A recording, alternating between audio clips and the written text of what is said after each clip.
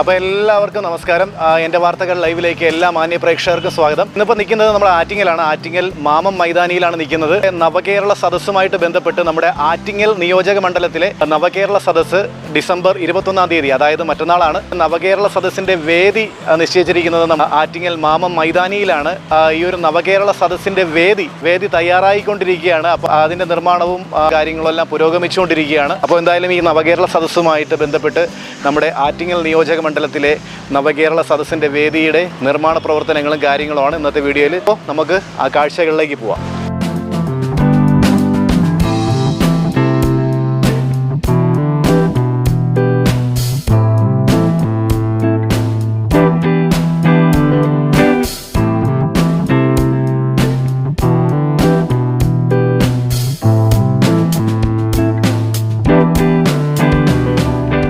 വളരെ വിശാലമായിട്ടുള്ള മാമം മൈതാനി തന്നെയാണ് നവകേരള സദസ്സ് സംഘടിപ്പിച്ചിരിക്കുന്നത്. വേദി തയ്യാറാക്കുന്ന ജോലികൾ വളരെ ഫാസ്റ്റായിട്ട് തന്നെയാണ് ഇവിടെ നടന്നുകൊണ്ടിരിക്കുന്നത്.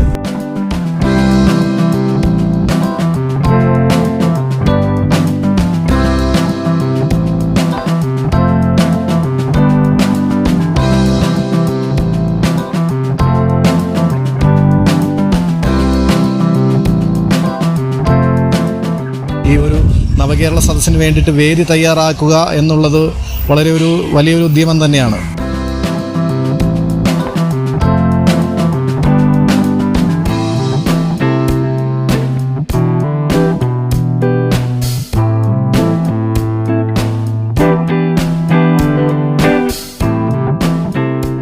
അപ്പോൾ നമുക്ക് ഈ ഒരു വിഷ്വലിൽ കാണുന്നതാണ് നമ്മുടെ ഈ നവകേരള സദസ്സിൻ്റെ ഒരു പ്രധാന വേദി എന്ന് നമുക്ക് മനസ്സിലാവും.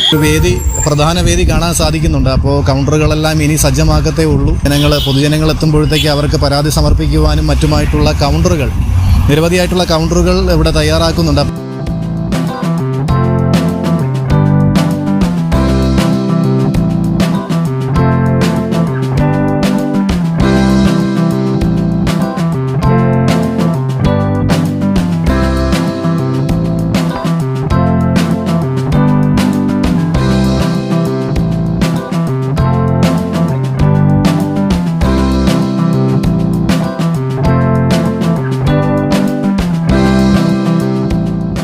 വിശാലമായിട്ടുള്ള നമ്മുടെ ആറ്റിങ്ങൽ മാമം മൈതാനിയിൽ വളരെ വേഗത്തിലാണ് ഈ ഒരു വേദിയുടെ നിർമ്മാണ പ്രവർത്തനങ്ങളെല്ലാം നടന്നുകൊണ്ടിരിക്കുന്നത്. നമ്മുടെ ആറ്റിങ്ങൽ നിയോജക മണ്ഡലത്തിലെ ഈ ഒരു നവകേരള സദസ്സിന് തീർച്ചയായിട്ടും വലിയൊരു ജനപങ്കാളിത്തം തന്നെയാണ്, ജനപിന്തുണ തന്നെയാണ് ഇവിടെ പ്രതീക്ഷിക്കുന്നത്.